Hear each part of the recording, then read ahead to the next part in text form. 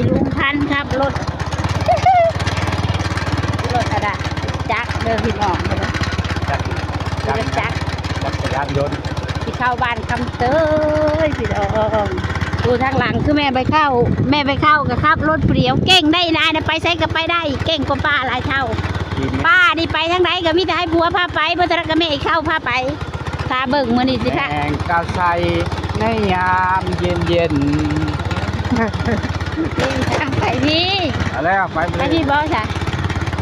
บรรยากาศยามแรงพี่น้องเสียงจักรจันทร์ห้องงานป้ากาหากันที่ได้ไปก็มีลุงไปน้ำลาวหลายมือแบบนี่ใจลุงไปน้ำผู้ใหม่แล้วก็ไปนี่เนี่ยพากลับไปบ้านคำเตยน้องพี่น้องยิงส่งนาคุณไปกับแม่ไปเข้าน้ำใส่ในบรรยากาศก็ฮ้อนแม่เข้ามาได้ปะเข้า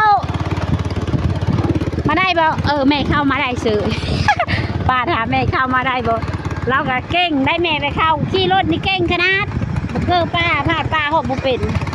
แม่ไปเข้าเก่งได้เรากับขี่รถโอ้น้องลุงเนาะเพื่อจะได้บักทั่วว่าป้าที่เบิ่งที่เราป้ากันไปได้ต้องเจอน้ำแล้วก็ไปเบิ่งน้ำกันหอมดอกไม้เด้บรรยากาศหอมดอกว่าเนาะดอกว่าปีนพี่น้องพากันขี่รถโลกนั่นยามอากาศขี่รถทั่วเย็นแน่ได้ลุงเลยขี่รถเย็นตาวะ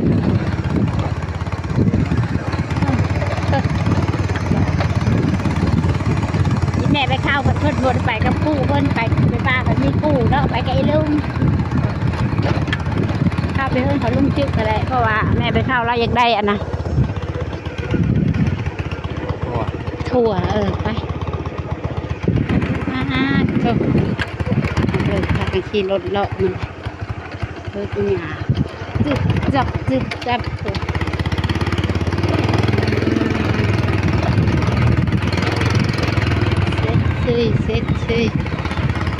มาหอเธอเราป้าไปเข้าห่มพูนะลุงไปเข้าห่มพูย่ามาขอมานี่แหละจอดจึกจักมีอยู่บักทั่วนะขอเด้แม่ไปเข้าก็อยากได้บักทั่วว่าไปป่าไปแบบแม่ไปเข้าก็มากับวิลุงน้ำพี่น้องคนน่ะพากันมาหาบักทั่วเนาะพี่น้องเนาะยายอยู่ในชวนยายอยู่ในชวนผู้อีหญ่าอยู่ชวนผู้ไปแม่ไปเข้าประกอบบักทั่วให้ลุงไปมาชื่อหมึกทั่วแม่อึ่งอยู่เพ่เอาผู้จักพันเสนอไปเจเขาป้าอันนั้น10,000เด้อป้าคอยเอาได้10,000เด้อเขือเรามาหาบักเขืออีได้ไปมาหอดสวนยายอีกแล้วพี่น้องเบิ่งในยายนี่มีแต่บักเชนคนน่ะบักโถเราก็งามเลยหญ้าจะเป็นระดุบ่มีฮ้อนบ่มีหนาวเลยหญ้านี่แอดอยู่เบิดมือเบิดเลยละเสียหญ้าเบ้เพิ่นกำลังขึ้นเนาะอันเด้ฮักได้ดีแล้วฮันเด้แล้วก็ค่อยออกแล้วไปใช้ลุงไปเก็บบักโถน้ำแม่ปรุงก่อนไปเบิ่งบักโถลาผู้ไปทงนาผู้ไปแม่ไปเข้าไปหาโลดผู้มีผ่านมันมาเช็ดบ้านมันแฉบมือมาละเพราะว่าโอ้ยห่านยามาดิไล่ต่อไล่ค่อยพี่น้องพากันไปเบิ่งบักถั่วแล้วน้องพี่น้องเนาะว่าหลายสำเลยได้แล้วอ่ะจะอีหญ่าว่าพี่จักบ้านคำเตยใกล้เทียงนาแม่ป้าแล้วก็ใกล้เฮือนแม่เฮือนสาวพรพี่น้องใกล้กันแล้วก็บุบบับผู้ย่างกับผู้ป้าจังมันย่างเคี้ยวกุ้มอยู่ทางนาหยาบ่หน่อยเนาะผู้หยาเอาไปจังแหละผู้เล่นเสื้อสีแดงสีชมพูเด้หยาไปเบิ่งในปุงชวนในทุ่งนาชวนมาเบิ่งบักถั่วแล้วพี่น้องอันนี้มันยังห่วงได้จะให้ต้องทำจะให้ช้อนเนาะงามเลยเนาะผักบักอะไรผักบักใหญ่พี่น้องปิดช่วยกันในอภรปิดได้แม่ไปข่าวอภรเป็ดได้เจ้า มาเห็นบ่มันงามแท้นี่เจ้าเห็นบ่นี่มันมักงามๆนี่ ปิดแม่อาพรปิดเชยกันปิด บ่ล่ะเพิ่นว่ามีแต่มัดใหญ่ ปวดก่อนเอาแม่ป่า เอาแล้วเอาให้ก็เอาอันนี้แหละสิเฮ็ดเวียกมื้ออื่นนี่ จะให้ ว้าวเลยโอ้ยขันมาแล้วมีแต่แนวอยากให้เบิ่งเนี่ยพี่น้องสิแลจะบ่อยากเว่าพื้นพูดน่ะความเราดุอีไรปุ้งผู้มักโมเราก็มีพูดนะมักโมเราปลูกเองเด้อพี่น้องพูดนะเพราะที่ปลูกเป็นให้นาแล้วเนาะเป็นเจ้าปลูกเป็นให้นานี่ซื้อซ้ำจะสิได้เงินแล้วนี่ คันจะปลูกหลายนี่สิได้เพราะว่าในใจประมาณ70 ถูกบ่ ป้าอันนี้หาได้บ่ได้ธรรมดาได้เนาะ เอาเขาพระเฮ็ดกระถูกมันสิออกมันงาม มันแบบผักมันก็ยาวยาวเด้ งามแต่แม่ไปข้าวเอ้ยขนาดเอาอีนายนะ ปิดแล้วปิดแล้ว เลิกเอาปิดเอาโลดลาวาว่าปิดเอาโลดเฮ้ยเราสั่งเลยปิดละลอยเอาทางนี้เด้อนี่มีปลากระตูลอยเอาอยู่ จะแก่กับปันทำกิน หยอกไม่ปรุงพายสิไปกาฝนน่ะงามอลีพักโถอีสามคนพักใหญ่พักคักอลีเนาะทงทีเทงอยู่พักบางงามๆหนึ่งพี่น้องอีป้าน่ะเป็นคนดุพี่น้องบ่มีพี่สร้างเล่ามึงดูเราคนขี้คร้านอีช่างก็มี นั่นนะคนขี้ขาดเนาะ นั่นคนขี้คร้านเขาว่ามีหยังก็มีเป็นคักอลีเนาะเป็นแบบมันจุดชุดยอดเนาะ มันจะพวงได้ปะ เป็นชุดยอดชุดอย่างเลยเนาะ ว่ามือเช้าซ้ำมือมาจะไปเห็นพ่อเจ้าอยากสอนอยู่ พอหนาพี่น้องป้าตัวบักถั่วเรางามเลย มันอยากอันนั้นมันอยากห่วงเลยเด้ โอ้ข้าวก็เกิดขึ้นข้ามงามพุ่นนะมากับแม่ไปเข้าแล้วก็อีลุงพันธุ์นำอีลุงพันธุ์เราไปทางพูนแม่ปลามาทางพี่มาเบิ่งเราเก็บมักโถ เห็ดยังปะ ชิยอเล้าเบิ่งหมูเลยคอยนะเราสิใส่ข้าวก็มีเทียงสิฮักทับหัวละ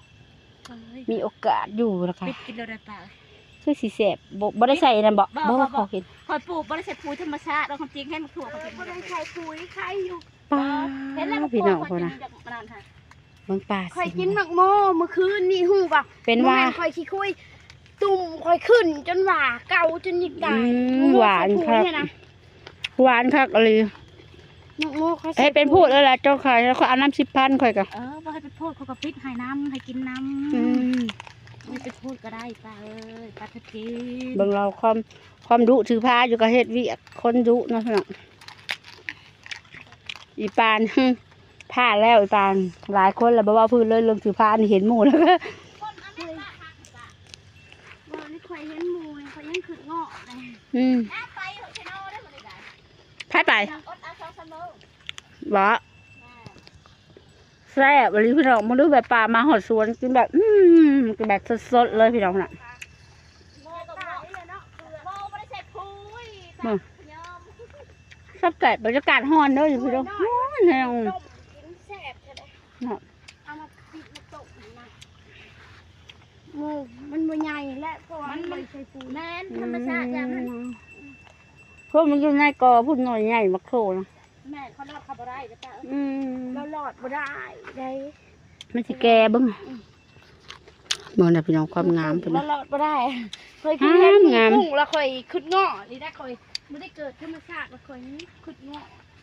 ขึ้นงอบ่แม่นไปเข้า อยากผ่าตัดป่ะ แม่ทันเกิดธรรมชาติคือหมูกับสิไข่แน่อยู่ดอกสิบ่ขึ้นงอกบ่ได้ดอก ใครดอกอาพรมีเงินแน่ บ่มีก็เฮ็ดแล้วได้บื้นแล้วเนาะป่า ใครแน่ พอแล้วประจักษ์20,000แหละหาสำนักก็พอแล้ว เอาไปก่อนนะแม่ป้าพักค่ะป้า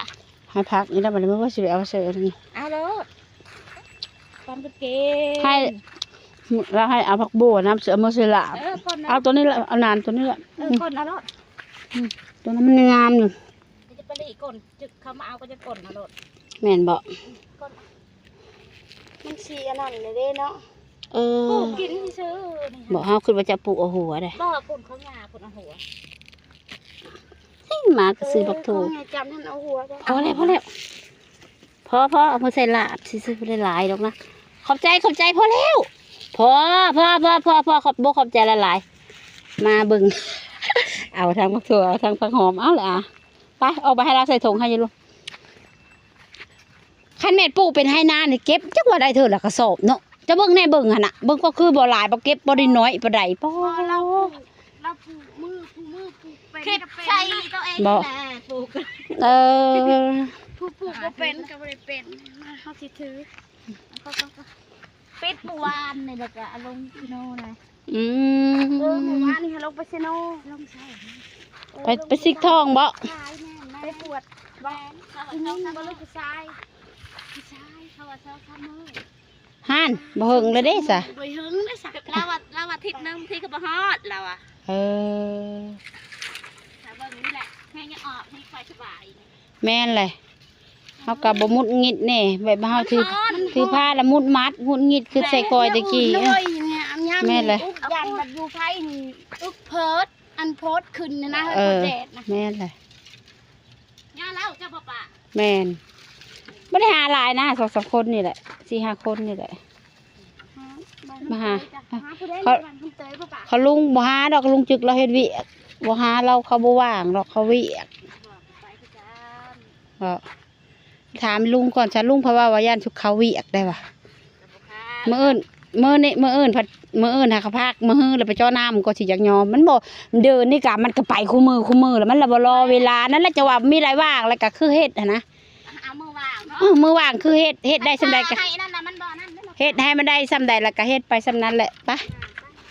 พาแม่ไปเข้าได้บักโถเต็มจุ่มพี่น้องได้ทั้งบักโถได้ทั้งผักหอมโบเราว่าเราก้นให้กินคลิปแม่ป้ามาเอาบักโถกับสะพอบรรยากาศก็คือแดดพี่น้องฝากเป็นกำลังใจให้อีป้าในเด้อพี่น้องอีป้าอีลุงป้าก็มากับเจพรมื้อนี้ป้าหมักงิ้วแล้วนะงามมะลีอันนั้นว่าผู้แม่ย่าว่าเต็มพร้อมเนาะเต็มพร้อมให้เจ้าค่ะนะคือว่าสิได้อันนั้นบัดแตะพุ่นแล้วเนาะนะในความมาได้ลูกพุ่นละจังเฮ็ดเราดูอะไรอีหยังพุ่นอีสังก็มีหมด คุณยังไงจังให้นางฟ้า อืม คือละปิดได้ไว้ดูมันเคือ เจ้าอยากได้อยู่เขือเหรอเราก็เอาเขือ แม่ แล้ว จะว่าละปิดได้ไว้อันนี้ พุ่นน่ะพักกันย่างเลาะบรรยากาศยามแรงๆจักเราไปหอดใส่ละคุณผัวข่อย เราไปบอกคน อืม เราไปสิไป อืม เราไปหาคน เลิกลูกพี่น้องผู้เราก็ความงามผู้อีหญ้าปุ๊บัดอีหญ้าบริแควเนาะอีหญ้าเนาะ ไม่ได้เที่ยวมาเนาะ มักพีลาเราก็มีเด้อพี่น้อง ศิลานี่เฮ้ยอัน นี่เด้ ไปศิลานี่เอาอันเมื่อตกมีของวิสัยอย่าง อย่าไปตลาดเพราะมันเมื่อยนี่ได้มะเขือก็ดี ทางหญ้าบอกลองถ่ายไว้ว่าซื้อน้ำหญ้าเรียกว่ายากแล้วมาเอาน้ำหญ้าได้อลูกเด้อว่าสิว่าหญ้าไปชื่อ ยา ว่าสิ ชื่อแล้วเลี้ยวกันยากะอายุ15 แม่นล่ะงามเนาะมักโถแบบเราปิดใหม่ๆงามๆเลย เบิ่งพูดเบิ่งที่ปลูกก็ดี ปลูกโลดก็ดีหายามดำนาเลยเจ้าได้ขายดีได้หญ้าเอ้ยดำนาอีกจักหน่อยนี่เจ้าได้ขายดีเลยสุมเฮาแหละสิมาเอาน้ำเจ้าบ่ดำนาไม่ยังกินก็มาแล้ว แต่คนนี้เขาปลูกเช็ดผลนี่แล้ว เนาะแม่นแหละว่า เขาขึ้นว่าสีคูณเฮ็ดเฮินเพิ่นพุ่นนี่แหละบ่แม่นเนาะ บ่เลิกของคนนั้นอันของคนนี้คนนี้นี่ เออ กับแม่นี่ นี่นั่น แล้ว เนาะ หมอกำ เออ คุณอีนาง เออ ป้อม บ่เป็นหยังลูกกูเย็บตีนเดียว มาคัดอยู่ใกล้กันนี่โอ้ยเย็บเพิ่นตีนเดียว กินเลยลูกเอ้ย ป้าคำสีเพิ่นสาวเพิ่นละกินแต่หนังว่ะโอ้ยเขาไปเปิดเพลงเขาไปเปิดเพลงกับสิถ่ายคลิปใช่แล้วหนังจังได้ปลาหมึกแห้งโอ้ยนี่จะตายแห้งว่าเมาอะไรเนาะเพิ่นน่ะกินแต่หนังงั อะไร ว ไผ่ปล่อยบอกหนุ่ยหรือว่าเชือกหักหมูเลย มาพี่น้องแม่ป้ามาซื้อบักโขกก็เอาพักน้ำลาวเลยพี่น้องให้มากับไอ้ลุงแล้วก็สะพรน้ำเนาะนี่เลยสิเอามือเซลา บ่เคยเห็นไก่ยวงคุณ ก็สิได้เอาพี่น้องน้ำใจบ้านเฮามาซื้อ1 แถม 1บ่ได้เอาเงินเด้อเราให้ดาราเด้อ แล้วให้ แม่นให้เอามืออันนั้นเด้มาซื้ออันนั้นเราว่า ใส่อันก้อยปลา แม่นใส่หยังก็ใส่เป็นเบิดเด้อเด้อนกยุงอ่ะพอไปแล้วนกยุงสักไป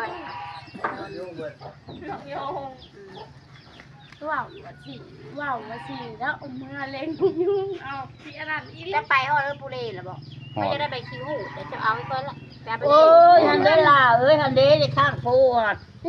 ใช่ต้มเลี้ยงมะม่วง ไม่เคยอยากต้มไก่ต้มอะไร เอาเลย เอาไว้เมื่อไว้ เพื่อน ตอนหัวหืนนี่แหละบ่มี เพื่อนสาวไทยก็มี ไม่อยาก ผู้หืนผู้หืนอยู่น้ำเฮาก็มีแท้เฮาก็มี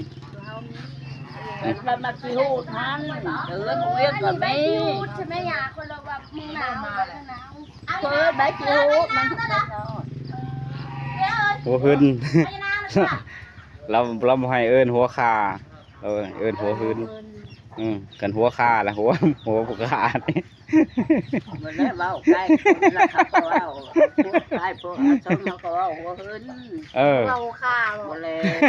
เอาคนเขตเนื้อเป็นตะเว้าได้หัวขาได้ บ้านเราเสิร์ฟแทนต้องใช้ของพ่อข่าก็ได้ต้องให้ต้องแนวมันเสิร์ฟ ขึ้นไปเทศชาวบ้านในอะไรยังจะบุกเป็นตะเว้าได้ป่ะ หัวคา มาคุดหัวขามาแน่ยาได้โอ้จะเขาบอกลูกเขาเอาหัวหืนมาแน่ลูกเอ้ย หัวหืน เขาว่าไปนั่นเนาะ ทึกเลย นั่น เนี่ยไปแล้วสนึงเขาบอกว่าลงเอาปลาไปเด้อว่า ถึกบ้านเขาเอิญว่าค่ะเอิญว่าค่ะ บ้านเฮาลูกเอ้ย นั่นเนาะมีหน้าว่านั่น เอา เนาะ ผักคาทำเป็นเองไม่ได้นะเราเด้อเอาผักคาทำเป็นเองเด้อ เก็บผักเสียนแล้วมือดูจิไปหลอกผักเสียน ขั้นเลย ยาวกำลังเก็บนี่ เล่นว่ามาเล่นมือพอแล้วจะจิไปหลอกมาตะเวียนจะจิไปหาหลอก ยายเจ้าบริคันโชว์พวกเซียนบ่เจ็บตีน ถ้าก็สิเก็บมัน มาไข่เจ้าให้น่ะฮักสิหมดบ้าโตบ่ได้กินง่ายได้กินเท่าละน้อยหวานอรีอร่อย ทมันบุผูคือกงเนาะ เอาใส่ตู้เย็นไว้ ชุบเพื่อนเอาเมื่อทางแบงเขาก็จะว่าเขาก็จะว่า ผัก จะ อรี ชุบ ใส่ มะ ตู้ พร้า เย็น ว ได้กิน ยกข้าวมั่งข้าวกิน เบิ่งดูนี่โหยายความเราดู บ้านเขาเพิ่งขายได้3 หน่วยแต่ละ3 ยายเราดู หน่วย มาเงี้ย เมื่อไหร่ข่าวไปยังสิไปหน้าอีกแล้วป่ะ ควายเป็นยังควายเป็นชิ้นเนื้อแล้วสิเด็ดไปเวียกมันครับเอาไปอีก เราไปเรียกเจ้า ว่า ต่อ ไปอีก ยายเราดูได้ยายโอ้เราปลูกมันหมกพีลา เสียเงินอีกนะเอ้ย หมกพีลาต้นพีลา